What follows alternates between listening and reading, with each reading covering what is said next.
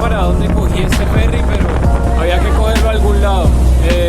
Tengo ganas de hablar un poquito hoy de la historia de Bangkok y mi destino inicial va a ser Thonburi. Es como uno de los primeros distritos que se hicieron acá antes de que Bangkok fuera la gran ciudad que es ahora. Este ferry es muy barato, cuesta 3.50, pues es un regalo para poder disfrutar de esta vista del río Chao Phraya, que es el más importante y es lo que marca la existencia de Bangkok básicamente.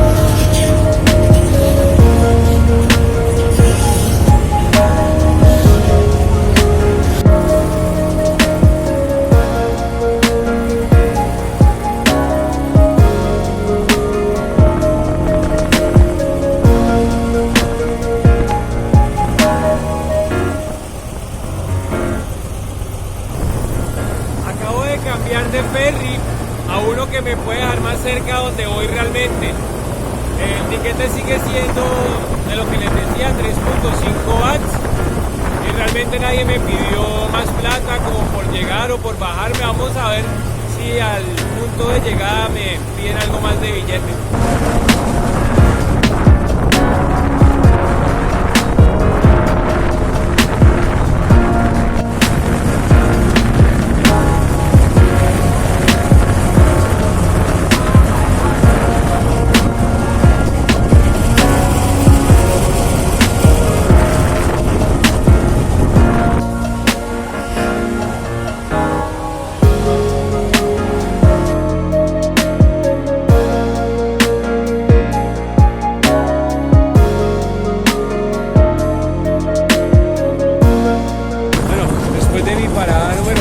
Creo que no voy a poder avanzar mucho más hacia el distrito, la vieja ciudad de Thonburi, pero acabamos de llegar a un templo.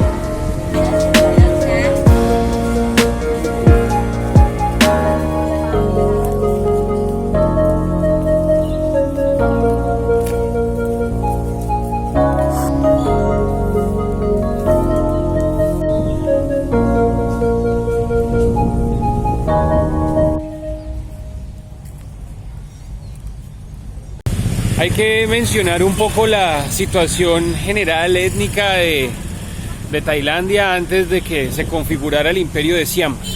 ¿Qué es lo que sucede? Había una cantidad de grupos étnicos o reinos pequeños o menores, como sea que prefieran llamarlos. Estamos hablando de la cultura lana que existe en Chiang Mai, estamos hablando del pueblo de Ayutthaya, estamos hablando de la cultura Thai, pero pues sin H, también de otras tribus en el norte, incluso un poco más al sur. Todos estos grupos que eran pequeños tenían grandes enemigos como los birmanos o como los Khmer. Había una cantidad de gente que estaba disputando este territorio, y antes de que siquiera se considerara un Bangkok, todos ellos pelearon y pelearon y pelearon un poco hasta que el rey Naresuan, del cual les hablé la vez pasada, consolidó esta tierra. Todos estos territorios seguían disputando guerras, y pues concluyendo un poco de todo lo que he leído, que no ha sido mucho pero sí ha sido bastante concreto, hasta que se estableció una capital en Bangkok, siempre había peligro, peligro, peligro. Y digamos que el ejemplo más claro de esto fue el saqueo de Ayutthaya a mediados de 1700. ¿Qué pasó ahí? Los birmanos llegaron y acabaron con todo terrible. Entonces el rey, que estuvo, digamos, supervisando esa catástrofe, tomó la decisión de pasar la capital del imperio a Thonburi, un poquito más al sur, pegado de los ríos. Es el sitio a donde nos estamos acercando más o menos. Pero algo sucedió con ese rey murió o lo finaron, y quedó Phra Chakri, que es considerado el primer el primer rey de la dinastía Chakri, y ellos todos asumieron el nombre de Rama 1 al actual Rama 10, que todavía no es Rama 10 porque no se ha coronado, pero pertenece a esa dinastía, comparte esa sangre, y básicamente se va a posesionar o se va a coronar del 4 al 6 de mayo. Es una celebración bien larga.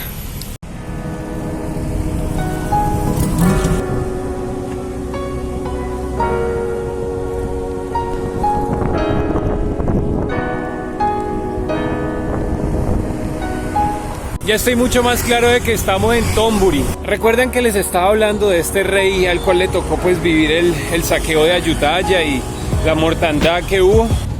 Al Rama 1 le tocó ver la capital en Thonburi y llegó y dijo: no, miren, quitémosla de acá porque de todas formas la gente de Birmania todavía nos puede atacar. Pasémosla simplemente al otro lado del río Chao Phraya. Y eso fue lo que hicieron. El hombre recogió a todos los obreros y a todas las personas que sabían cómo construir Ayutthaya y se los trajo para acá y les dijo: hagan idéntico todo como estaba allá, llévense las mismas piedras y todo. Entonces de ahí empezaron a salir las edificaciones cercanas al Gran Palacio, los templos y algunos otros edificios oficiales que de pronto ya no existen o que yo simplemente no conozco.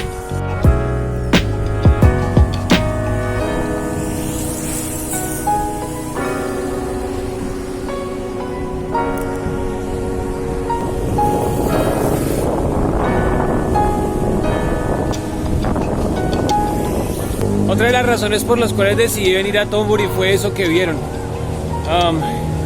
En su momento se llamaban clongs, eran como una especie de callejones y canales que fueron hechos para aumentar la conectividad del río y de la ciudad en sus distintas etapas.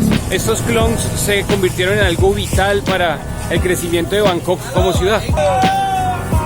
Caballero. Colombia. Uy, hágale. Kisuki. Kisuki, hi. Thailand. Bien, lo que sea. Oh, pues madre.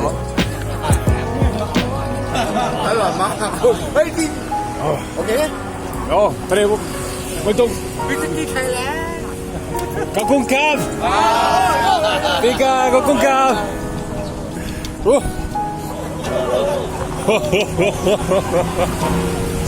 Wow. No tengo ni idea de qué era eso, pero estaba bueno. Como les decía, los clongs se volvieron parte elemental de la geografía y del transporte de la ciudad en los primeros momentos. No solamente eran usados por el rey para ir y venir a Ayutthaya, hacer sus vueltas, y por los ejércitos, sino también por la gente corriente, y digamos que eso también estimuló que Bangkok tuviera un importante crecimiento como una ciudad comercial. Pues ya que estamos acá, quiero hablar un poquito de los cambios que trajo la dinastía Chakri a lo que fue el gobierno de Tailandia, o bueno, de Siam en ese momento. El Rama 1 no le interesaba convertirse en un rey que pudiese, digamos, ser un rey divino. El hombre solamente quería ser un rey bajo la ley budista y por eso fortaleció el budismo y no se convirtió en una divinidad. Todas las obras de este distrito real que se construyó a las orillas del Chao Phraya y lo que vino a convertirse en Bangkok se terminaron en 1785. Entonces a la ciudad le pusieron un nombre larguísimo que empieza por Krung Thep, que es ciudad de Los Ángeles, y luego dice una cantidad de cosas, pero los tailandeses no le dicen a Tailandia Bangkok, sino Krung Thep. Bangkok se refiere sobre todo a los árboles que habían en esta zona y era como una especie de palabra para manigua. Empezaba como Ban y era como Ban Kuek, algo así. Y los, digamos, extranjeros terminaron diciéndole Bangkok y fue un nombre que se quedó a nivel internacional. Todo el reino se manejó a través del río Chao Phraya. Pero entonces, para que entiendan un poco la dimensión de la cosa, Tailandia no es lo que es ahora, con fronteras con Laos y Camboya, solamente con Birmania, y era una frontera más bien difusa. Tailandia incluía una parte norte de Malasia y lo que es ahora Laos y Camboya. Digamos que la historia posterior nos enseña que el rey Chulalongkorn, para evitar que todos los extranjeros, franceses e ingleses acabaran con su país, decidió ceder Laos y Camboya a distintos reinos, y de esa manera pudo sostener la independencia de lo que era, o lo que se vino a configurar eventualmente como Tailandia o Siam. Hablo con un poco de confianza de Chulalongkorn porque es una de mis primeras referencias tailandesas, sobre todo por la película de Ana y el Rey. El niño más inteligente de esa película, hijo del actor asiático famoso, ese es Chulalongkorn, y fue como el gran reformista de todo eso, ¿sí? Chulalongkorn tuvo formación en Europa y digamos que él fue uno de los que llevó a cabo la industrialización del país.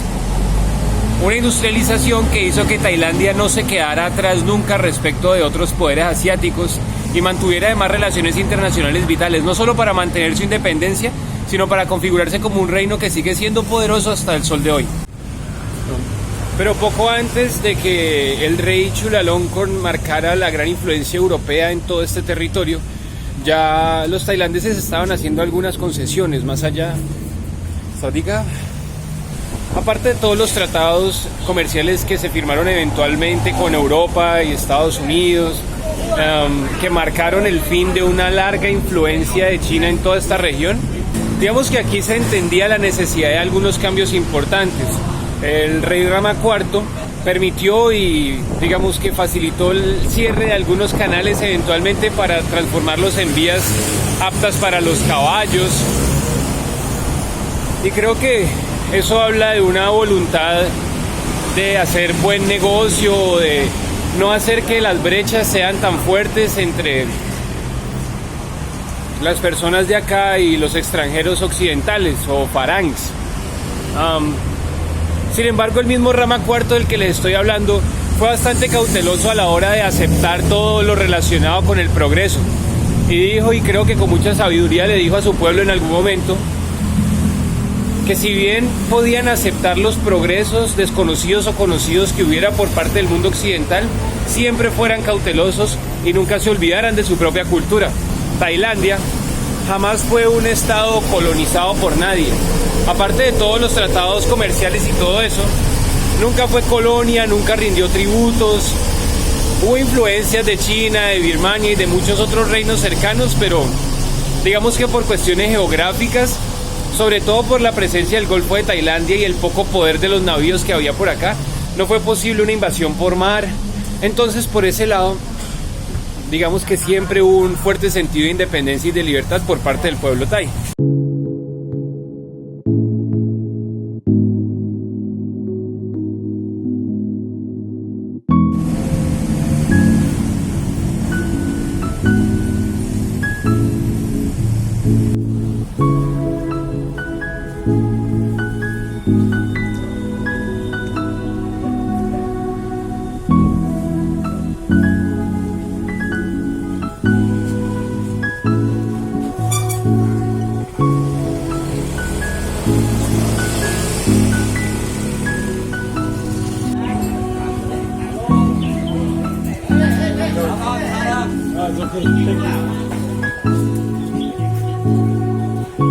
Thailand.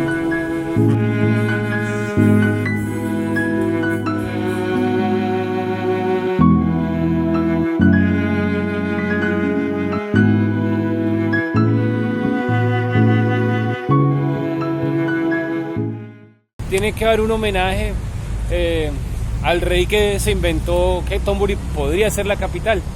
Aquí está el hombre, él es el rey Taksin. Una de sus preocupaciones durante el reino fue sobre todo la guerra. El hombre tuvo que enfrentar bastantes situaciones con los birmanos, pero a la vez se le acredita con haber logrado la unificación de todos estos territorios que, como ya les había mencionado, eran más bien inconexos, y también por haber vencido a los Lana en el norte, y en medio de todo pues tiene un buen lugar en la historia.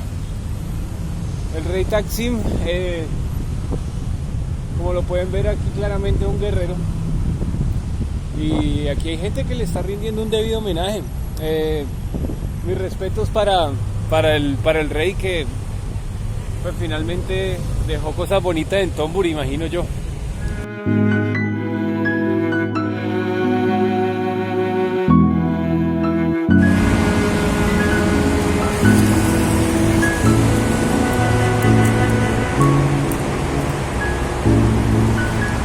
Voy a tomar el Skytrain a uno de los edificios que más me ha llamado la atención de toda esta masa central y ultra desarrollada de Bangkok. Este es un servicio que solamente tiene 2 líneas, pero tiene 35 estaciones y cubre bastante, aunque no toda la extensión de Bangkok.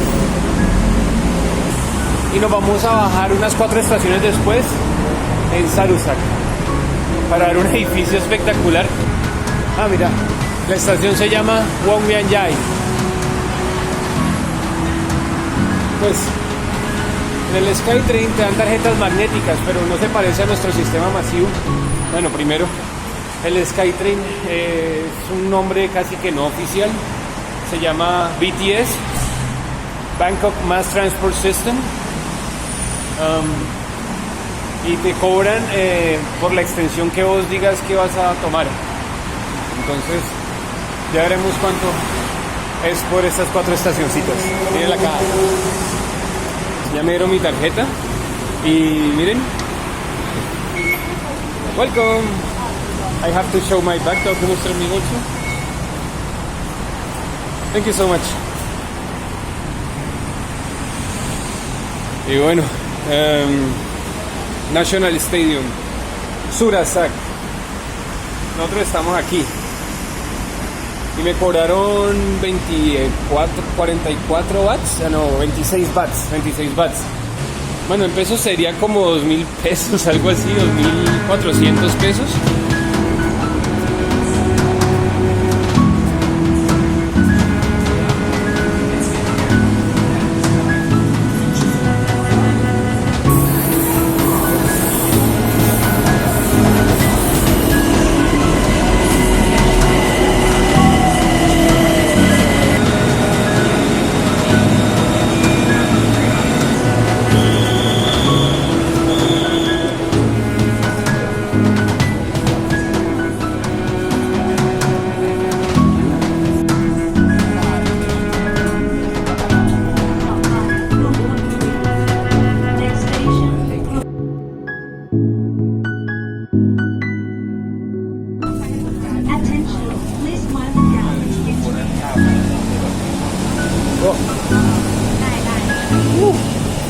Más o menos hacia 1890 y pico ya Bangkok empezaba a tener, bueno, todo el país empezaba a tener tren, empezaron a pasar cosas importantes en cuanto al desarrollo,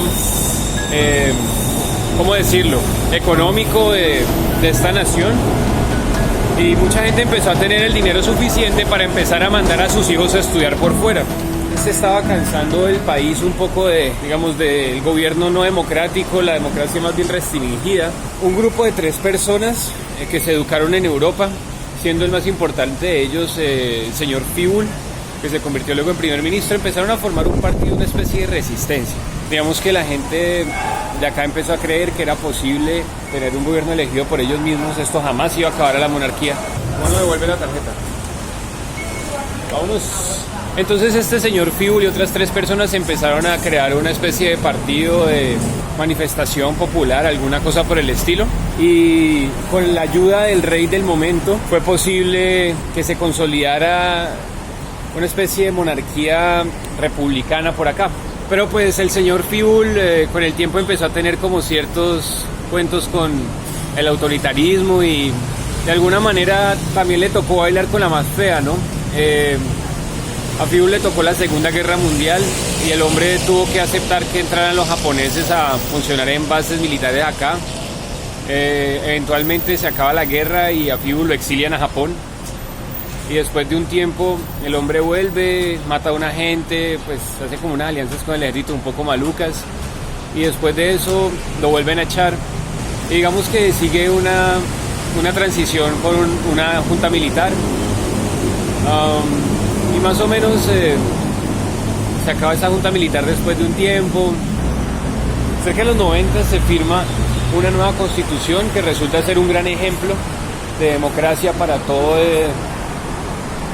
esta parte del mundo, para todo el sudeste asiático, que todavía maneja mucha realeza y ciertos tintes totalitarios de hacer las vainas. Antes de llegar a la actualidad, eso nos remite a una figura muy importante de la política de los años 2000, que es un señor que se llama Thaksin Shinawatra. Thaksin empieza a tomar medidas populistas, se gana el cariño del pueblo, pero también cree mucho en la represión y tiene unas serias acusaciones por corrupción en algún momento. La familia de Thaksin tenía una cantidad de acciones en corporaciones como Shin Corporation. Ellos son un conglomerado de medios, y a la hora de asumir el gobierno, él aseguró que había vendido sus acciones de la empresa, que en general fue como 1.9 billones, no estoy seguro si de bahts o de otra moneda, pero como hizo la transacción a través de la bolsa de valores, no pagó impuestos y a la gente no le gustó ni 5. Thaksin tenía una cantidad de aliados políticos, era gente valiosa, que al principio creyó mucho en él, pero después dijeron: con vos no vamos, y al hombre le tocó irse. Pero luego también tuvo otro regreso, y en ese regreso, que habrá sido como 2011, 2014, el ejército hace un golpe de estado, saca a Thaksin y montan al actual mandatario, que es un líder de facto, el general Prayut Chan-o-cha. Apenas ahora, en marzo de 2019, se hacen las primeras elecciones válidas desde el 2011, y la dictadura se había establecido formalmente en 2014. Entonces, los resultados de las elecciones ya están, aunque de manera no oficial. El partido gobernista del señor Prayut Chan-o-cha, que es como una alianza cívico-militar, obtuvo la mayoría suficiente en la Cámara Baja, que fueron las elecciones permitidas para este periodo, y las cosas no parece que vayan a cambiar de inmediato, pero creo que es una especie de aliento al anhelo democrático del país, que pues como ustedes han visto, es gente muy chévere, que lo saluda uno en la calle, que lo trata bien, que habla con respeto y que incluso te ofrece trago. Para explicar un poco más en detalle cómo está funcionando el gobierno actual, aquí va alguna especie de bosquejo. Chan-o-cha es el primer ministro, ¿sí?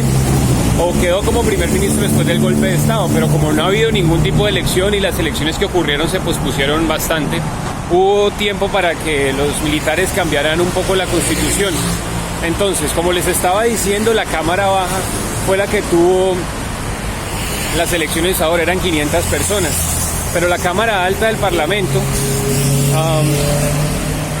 tiene 250 personas y todas son elegidas a dedo por Chan-o-cha.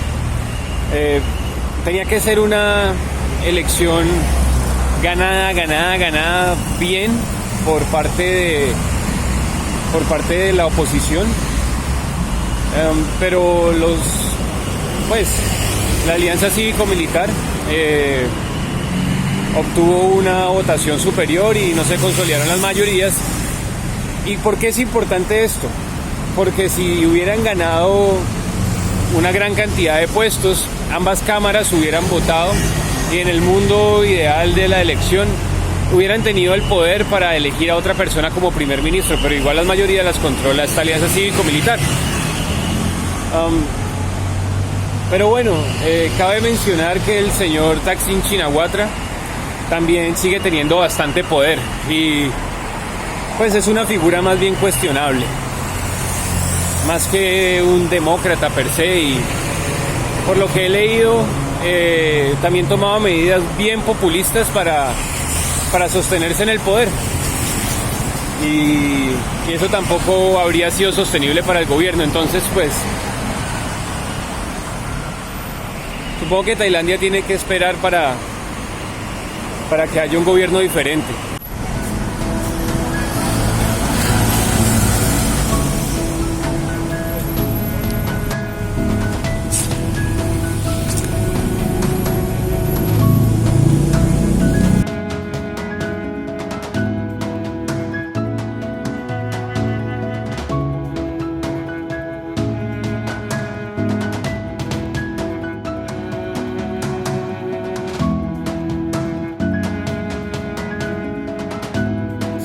acaban de decir que para subir tengo que pagar 1,300. Son 1,300 bahts. Pues unos 71 dólares. Pero pues son como 130.000 pesos, 120.000 pesos en colombiano. Y la verdad es algo que me va a quedar con las ganas de hacer. Pero al menos lo vimos.